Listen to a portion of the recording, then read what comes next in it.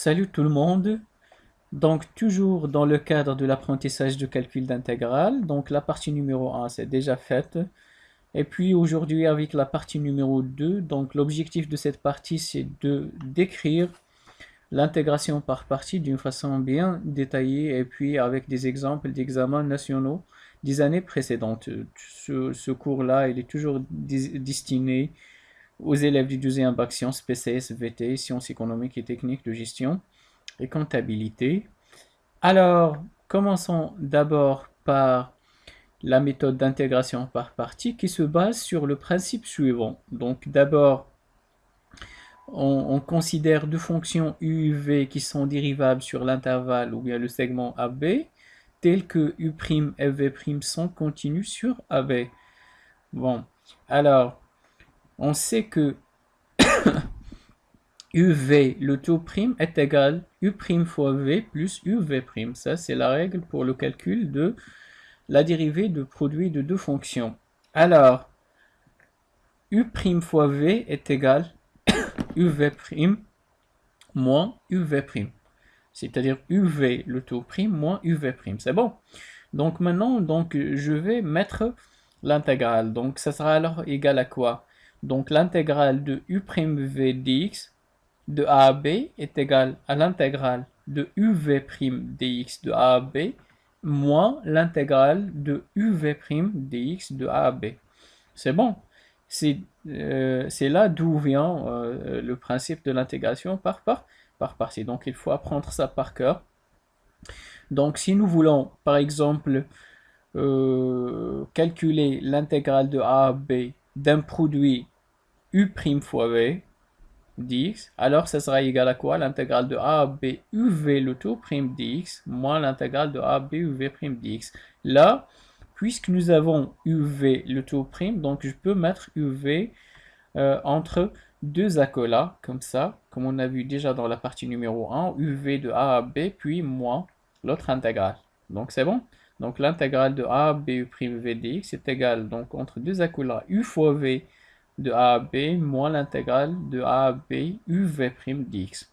Donc c'est ça le principe de l'intégration par partie. Pour bien comprendre, donc on va essayer de voir cet exemple. Donc voilà, je vous rappelle, donc ça c'est la méthode. Donc calculer l'intégrale de 1 à e, x, ln x dx. Est-ce que c'est bon? Donc voilà. Mais la question qui se pose maintenant, pourquoi ne pas calculer cette intégrale d'une façon qui est simple et directe, c'est-à-dire en utilisant les fonctions primitives? Alors je vous dis non, on ne peut pas le faire d'une façon directe sans perdre de temps. Pourquoi? Parce que si vous voyez très bien x ln x, ce n'est pas vraiment très facile de déterminer la fonction primitive de cette fonction. X n'a aucune relation avec ln de x. Si c'était par exemple 1 sur x ln x, alors 1 sur x c'est u', c'est ln', donc on peut penser à ça, u' fois u à la puissance n. On peut déterminer facilement la fonction primitive. Mais là, on ne peut pas vraiment faire ça. Ce n'est pas facile à manipuler.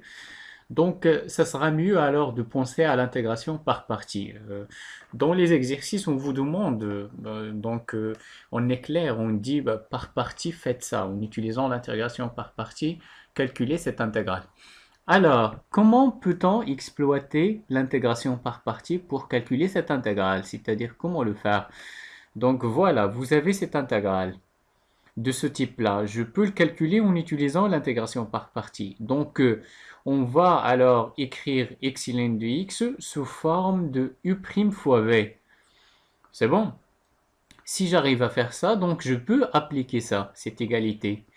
Donc, soit on pose x égale u' et ln de x égale v, ou bien x égale v et ln de x égale u'.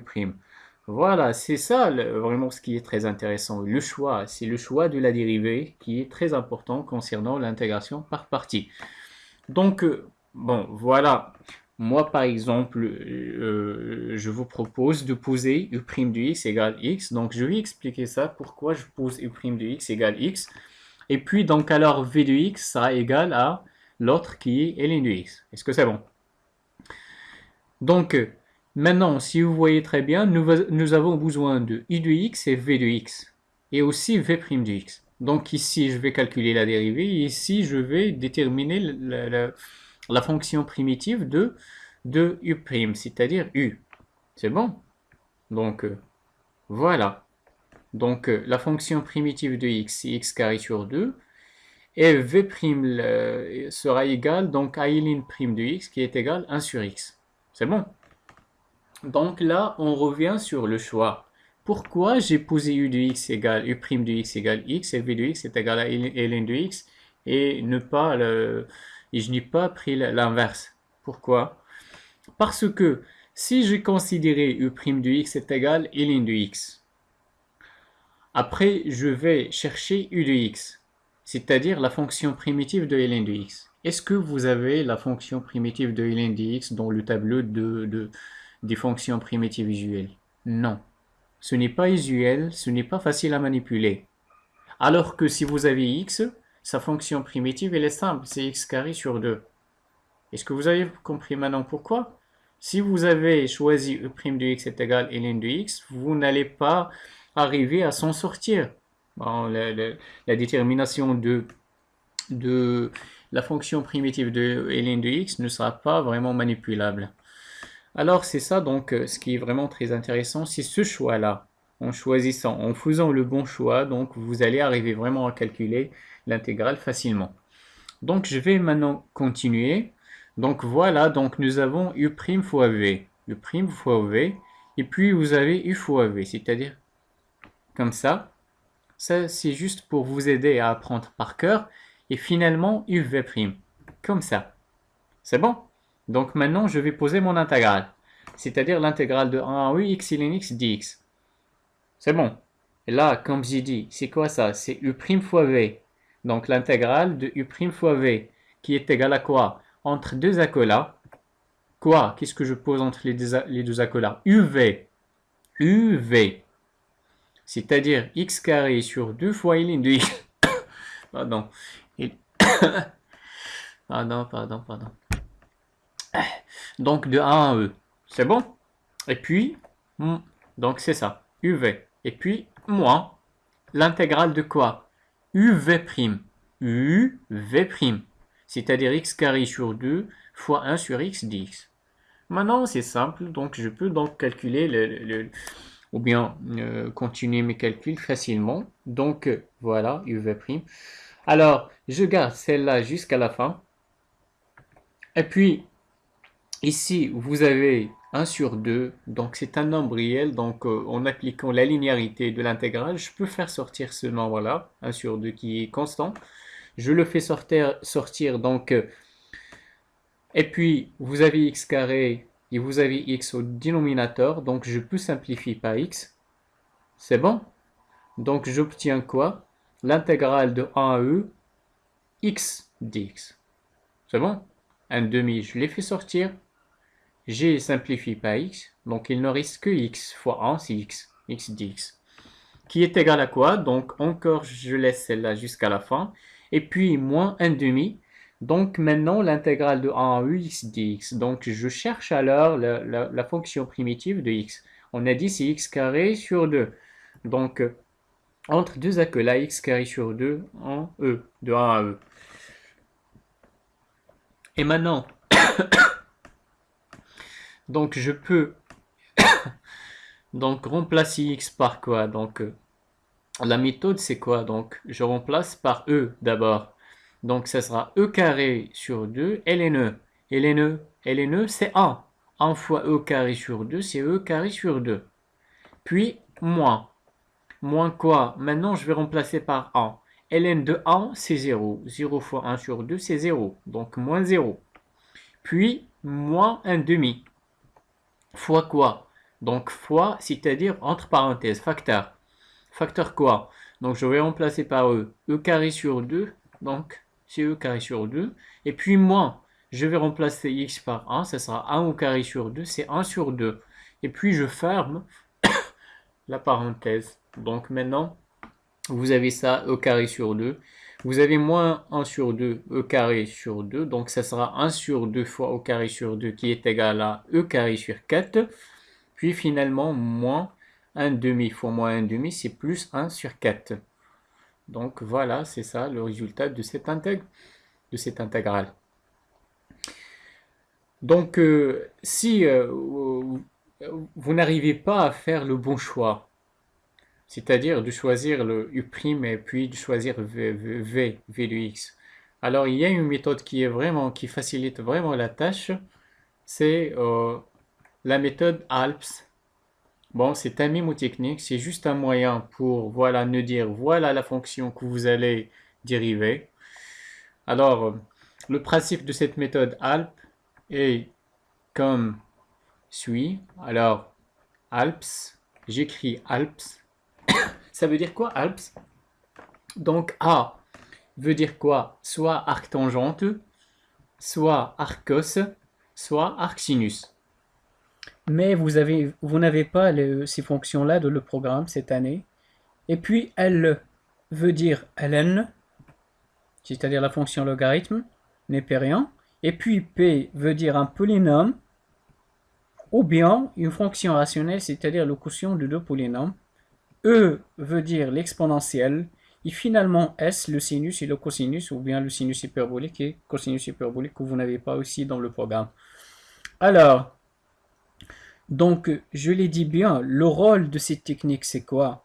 C'est de nous permettre de faire le bon choix de la fonction qu'on va dériver. C'est bon? Alors, par exemple, si vous avez deux fonctions, par exemple ln et l'exponentielle, vous voulez calculer l'intégrale de u' fois v, vous avez l'intégrale de exponentielle x fois ln x. Et vous voulez donc appliquer l'intégration par partie. Alors, c'est quoi la fonction qu'on va poser égale v de x, c'est-à-dire qu'on va dériver? Est-ce que ça sera ln ou bien exponentielle? Donc, si nous allons dans cet ordre-là, c'est-à-dire comme ça, de gauche à droite, est-ce que c'est bon? C'est quoi la fonction qui a la priorité? Est-ce que c'est bien ln ou bien exponentielle? C'est ln. Donc, la fonction qu'on va dériver, ça sera alors égal à ln. Est-ce que c'est bon? Donc, cette technique nous permet de choisir ou bien de faire le bon choix de la dérivée, de la fonction qu'on va dériver. Donc, la priorité, mais dans ce sens-là, vous voyez très bien, dans ce sens, le sens de cette flèche, la priorité pour la dérivation, c'est-à-dire quoi? Dans ce sens-là, dans ce sens, on choisit la fonction à dériver. Par exemple, dans l'exemple précédent, nous avons l'intégrale de x et ln x. X et ln x. X, c'est un polynôme, et ln x, c'est ln. Donc, on a choisi quoi comme v de x? V de x, c'était ln x. Est-ce que c'est bon? C'était ln x. Et si vous voyez très bien, nous avons L, nous avons P, ln est polynôme, donc c'est ln qui a la priorité. Donc c'est pourquoi on a posé v de x égale ln de x. C'est bon. Alors, on va voir ça dans un premier exemple. Par exemple, calculer l'intégrale de 0 à 1, 2x plus 1 exponentielle x dx. C'est bon. Donc voilà, nous avons le produit de deux fonctions. Donc maintenant, on va poser u' de x égale, on pose u' de x égale, et puis v de x égale. C'est bon? Donc maintenant, attends, on va exploiter ALPS. ALPS. Qu'est-ce que nous avons ici? 2x plus 1, c'est un polynôme. Exponentielle x, c'est exponentielle x. Est-ce que c'est bon? C'est quoi la fonction dans ce sens-là, dans le sens de cette flèche?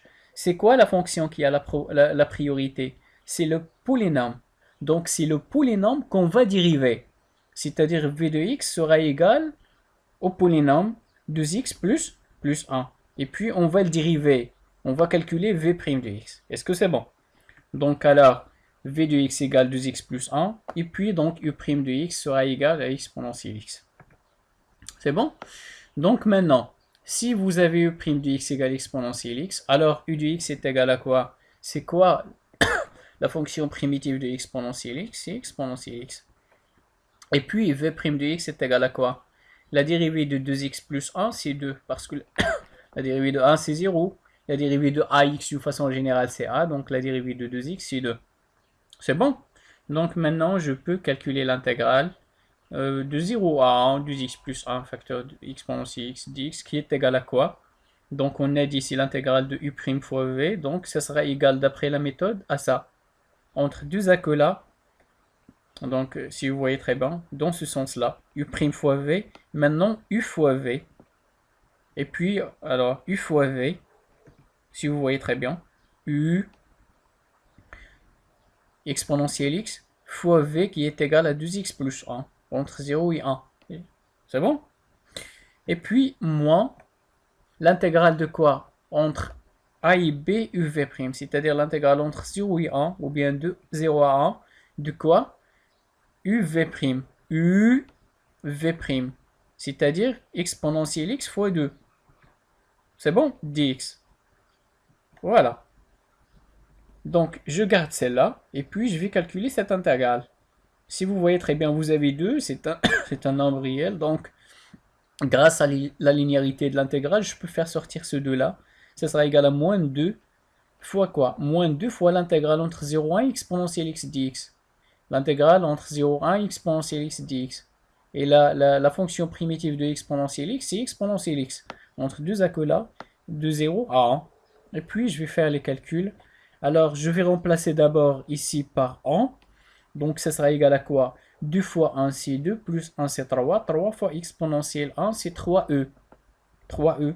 Et puis, moins quoi? Donc, je vais remplacer par 0. 2 fois 0, 0, plus 1, c'est 1. Exponentielle 0, c'est 1. 1 fois 1, c'est 1. Donc, moins 1. Et puis, moins 2 entre parenthèses. Moins 2 entre parenthèses quoi? Si je remplace par 1, ça sera exponentielle 1, c'est e. Et puis, moins quoi? Exponentielle 0, c'est 1. Et je ferme la parenthèse et puis je vais finir les calculs. 3e moins 2e, c'est e. Et puis, moins 1, moins 2 fois moins 1, c'est plus 2. Plus 2 moins 1, c'est plus 1. Donc, voilà le résultat final, c'est e plus 1. C'est bon? Un autre exemple. Là, cet exemple-là, c'est un exemple de question qui a été déjà posé dans l'examen national. Je ne sais pas c'est quel examen national. L'examen national mathématiques, sciences économiques et techniques de gestion, comptabilité 2019. La session normale. Alors, vous avez deux questions en utilisant une intégration par partie. Donc, voilà, ils ont vraiment été clairs. Voilà la méthode que vous allez utiliser, une intégration par partie. Montrez que l'intégrale entre moins 1 et 1 de x plus 1 exponentielle moins x dx est égale e moins 3 sur 2. Là, ils ont donné même le résultat pour pouvoir l'exploiter dans la question 5b, l'air. On verra ça dans la partie suivante, Inch'Allah, la partie numéro 3. Alors, revenons sur la question, c'est ça. Donc, moi, ce que je veux calculer, c'est l'intégrale entre moins 1 et 1 de quoi? De x plus 1 exponentielle moins x dx. Donc maintenant, on va poser u' de x et v de x. C'est bon. U' de x est égal à quoi? Et v de x est égal à quoi? Comme j'ai dit, je peux faire ça facilement, ce choix-là, à l'aide de ALP. Alors, je mets d'abord le sens, et puis je vais voir c'est quel type de fonction j'ai. X plus 1, c'est un polynôme. Exponentielle x, c'est exponentiel. Exponentiel, n'importe quelque chose, c'est exponentiel, donc voilà. Alors, c'est le polynôme qui a la priorité. Donc le polynôme, c'est celui que je vais dériver. C'est bon, c'est celui que je vais dériver, le polynôme. Alors je vais poser v de x égale le polynôme x plus 1. Et puis donc u' de x, ça égale à exponentielle moins x. C'est bon. Alors maintenant, donc voilà. C'est quoi la fonction primitive u de x exponentielle moins x? Si vous vous rappelez très bien, la fonction primitive de exponentielle ax, c'est exponentielle ax sur a. Exponentielle ax sur a, c'est-à-dire exponentielle moins x sur moins 1. Donc moins 1, je peux la mettre voilà, au numérateur, donc ça sera égal à moins exponentielle moins x. Si vous dérivez ça, vous allez obtenir ça, parce que la dérivée de exponentielle moins x, c'est moins exponentielle moins x, fois moins, ça sera exponentielle moins x. Est-ce que c'est bon? Et puis v' de x, c'est x plus 1 prime, c'est 1. C'est bon? Maintenant, je reviens. Voilà, donc l'intégrale que nous avons, c'est l'intégrale de u' v, qui est égale donc quoi? On a dit donc entre deux acolas, u fois v. U fois v. C'est bon? Entre deux acolas. U fois v. U fois v. C'est-à-dire moins exponentielle moins x facteur x plus 1. Toujours de moins 1 à 1. Et puis, moins quoi? L'intégrale de quoi? uv'. Vous voyez le sens? Comme ça. Hop, hop. Comme un z. U fois v'. Donc, c'est-à-dire l'intégrale de quoi? Moins exponentielle moins x fois 1 dx. C'est bon? Ça, c'est l'intégrale de u' et uv'. Donc, maintenant, je vais finir les calculs. Donc, je garde ça jusqu'à la fin. Et puis, moins. C'est bon? Ça, moins exponentielle moins x fois 1, c'est moins exponentielle moins x. Et ça, c'est quoi? C'est la fonction. Alors, celle-là, c'est la dérivée de quoi? Du exponentielle moins x. C'est-à-dire celle-là, sa fonction primitive, c'est exponentielle moins x. Donc, je vais mettre entre deux acolas exponentielle moins x. Parce que celle-là, prime, c'est moins exponentielle moins x. C'est bon, c'est ça la fonction primitive. Alors, entre deux acolas, et puis de moins 1 à 1, et puis, bon, je vais remplacer maintenant. Premièrement, je vais remplacer par 1. Donc, ça sera égal à 1 plus 1, c'est 2. Fois quoi? Fois moins, c'est moins 2. Fois exponentielle moins 1. C'est bon. Donc, ça sera égal à moins 2 sur E. Et puis, moins, quoi? Je vais remplacer maintenant par moins 1. Moins 1 plus 1, c'est 0. 0 fois n'importe quelque chose, c'est 0. Donc, moins 0. Puis, moins. Et je vais ouvrir des parenthèses. Il faut faire attention là parce que moins on facteur. Donc, je vais ouvrir les parenthèses. Et puis, qu'est-ce que je vais mettre dedans? Si je remplace par 1, ce sera exponentielle moins 1 qui est égal à 1 sur E. Et puis moins. Et puis je remplace par moins 1. Exponentielle moins 1, c'est exponentielle 1, c'est E. C'est bon? Et puis je vais simplifier. Alors ça sera égal à quoi? Donc moins 2 sur E, moins 1 sur E, c'est moins 3 sur E. Et puis moins fois moins E, c'est plus E. C'est bon? Donc on est presque arrivé, c'est le même résultat. C'est bon? Donc qui est égal à E moins 3 sur E. Et c'est vraiment le résultat qui est demandé. C'est bon? Donc on passe à notre exemple. Alors cet exemple-là aussi, c'est une question d'examen national. C'est l'examen national des sciences expérimentales SVT plus PC, la session rattrapage 2017.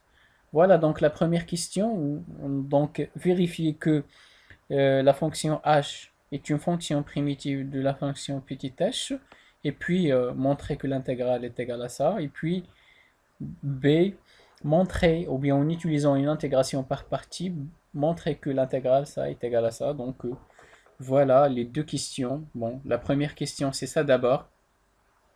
Donc, qu'est-ce que je vais faire? D'abord, qu'est-ce que ça veut dire que grand H est une fonction primitive de petit h? Ça veut dire que grand H, elle est dérivable, et puis sa dérivée, c'est petit h. C'est bon? Donc, je vais commencer d'abord par montrer que h, elle est vraiment dérivable.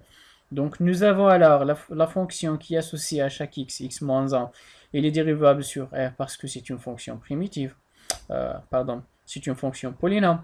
Et puis, exponentielle x, comme vous le savez très bien, c'est une fonction qui est dérivable sur R. Et ici, nous avons le produit. Donc, le produit, c'est-à-dire la fonction h, elle est dérivable sur R. Pourquoi? Parce que c'est le produit de deux fonctions dérivables sur R. C'est bon? Maintenant, on va calculer donc la dérivée de h pour tout x appartenant à R. Donc on a h' de x est égal à quoi? Donc ça sera tout ça prime, c'est-à-dire entre parenthèses x moins 1 facteur exponentiel x prime. Comment peut-on calculer la dérivée de ce produit? C'est grâce à cette règle, c'est-à-dire u' fois v plus uv'. Donc voilà. Donc ça sera alors égal d'abord à la dérivée de x moins 1 fois exponentielle x plus x moins 1 fois la dérivée de exponentielle x. La dérivée de la première fois la deuxième, plus la première fois la dérivée de la deuxième. La dérivée de x moins 1, c'est 1. La dérivée de exponentielle x, c'est exponentielle x. Donc, j'obtiens quoi? 1 fois exponentielle x, c'est exponentielle x. Et puis, plus x moins 1 fois exponentielle x, c'est x moins 1 fois exponentielle x. Et maintenant, je vais développer ça. Ça sera exponentielle x plus x fois exponentielle x plus moins 1 fois exponentielle x et moins exponentielle x. Et puis, je vais simplifier par ces deux-là. C'est bon? Donc, j'obtiens x exponentielle x qui est égal vraiment petit h de x. Petit h de x. Exponentielle x fois x. C'est bon, donc ça veut dire que grand h est vraiment une fonction primitive de petit h. Donc là, nous voulons montrer maintenant que l'intégrale de moins 1 à 0 x exponentielle dx est égale 2 sur e moins 1. Comment je peux exploiter ce résultat-là pour calculer cette intégrale? Si vous voyez très bien, x exponentielle x, c'est ça. C'est petit h. Nous avons grand h, une fonction primitive, donc je peux alors remplacer directement x exponentielle x par quoi? Par h' de x. C'est bon? Alors, voilà. Donc, calculer. Donc, on a h est une fonction primitive de petit h. C'est bon? De petit h. Donc, l'intégrale entre moins 1 0 de h de x, petit h de x, c'est-à-dire x exponentielle x dx, sera égal à quoi? Donc, directement, donc je peux poser entre les deux accolades la fonction primitive de celle-là. C'est-à-dire x moins 1 exponentielle x de moins 1 à 0. C'est bon? Vous pouvez d'abord écrire l'intégrale et puis remplacer x exponentielle x par x moins 1 exponentielle x le tout prime et puis les accolades. Sinon, je pose directement les accolades puisque j'ai déjà ça. Donc, j'ai déjà déclaré que vraiment cette fonction est la fonction primitive de l'autre. C'est bon. Donc, maintenant, je vais remplacer d'abord par 0. C'est bon? Par 0 d'abord. Voilà. Et puis, moins. Et maintenant, je vais remplacer par moins 1. Mais entre, voilà, donc,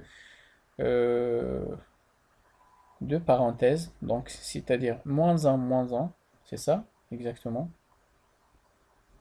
Puis exponentielle moins 1. C'est bon? Alors maintenant, donc je vais simplifier. Donc, exponentielle 0, c'est 1. Exponentielle moins 1, c'est 1 sur e. 0 moins 1, c'est moins 1.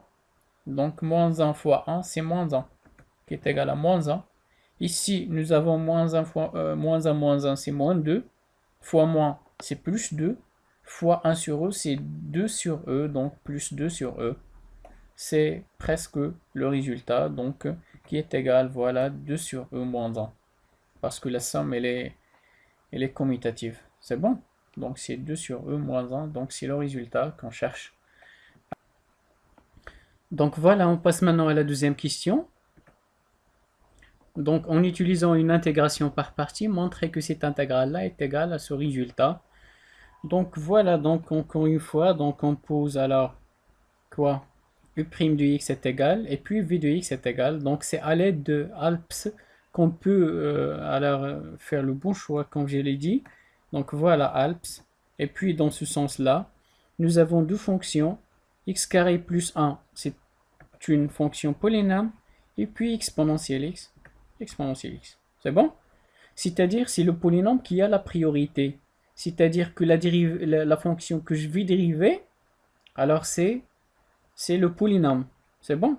C'est-à-dire, je vais poser v de x égale le polynôme x carré plus 1. Et puis, donc, l'autre fonction, ça sera u' de x, c'est-à-dire exponentielle x.